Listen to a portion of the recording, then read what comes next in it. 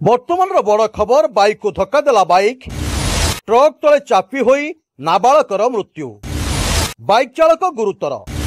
प्राप्त खबर अनुसार रायगड़ा जिला काशीपुर ब्लॉक सुंगेर पंचायत अंतर्गत डेराकणा ग्रामर राहुल नायक दशहरा छुट्टी हॉस्टेल घर को जाउथिला बेले ट्रक चका तले जीवन गला। दशहरा छुट्टी उपलक्षे निज माउसी पुओ भाई सहित मोटर साइकिल रे स्कूल हॉस्टेल रु घर को जाउथिला बेले रास्तारे अन्य एक बाइक धक्का देबारु रास्तारे आसुथिबा ट्रक चका तले चापी होई गला 14 वर्ष नाबालक। रायगड़ा ब्लॉक पेनिकणा आश्रम स्कूल रे नवम श्रेणी छात्र शनिवार स्कूल सरिबा परे दशहरा छुट्टी उपलक्षे निज माउसी पुओ भाई लोचन नायक सहित बाइक रे गाँ को फेरुथिले हेले चांदिली थाना अंतर्गत भाकुरगुड़ा निकटस्थ प्लानेटोरियम ठारे 326 नंबर जातीय राजपथरे विपरीत दिगरु आसुथिबा एक बाइक सामना पटु धक्का देथिला। फଳରେ गाड़ी चालक भारसाम्य हराई उक्त रास्ता रे जाउथिबा ट्रक चक्का तले पड़ी जाइथिले। घटनास्थल रे तांको मृत्यु घटिथिला। बाइक चालक लोचन गुरुतर आहत होइछंती।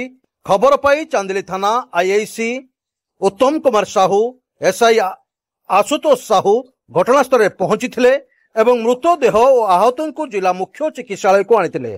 आहत लोचनकर चिकित्सा चली एबे एने पुलिस एक मामला रुजु करी ट्रक को अटक रखिथिला बेले ड्राइवर फेरार थिबा कथा जଣା पड़िछि। काशीपुर सत्यनारायण साहू का रिपोर्ट स्वतंत्र ओडिशा लाइव।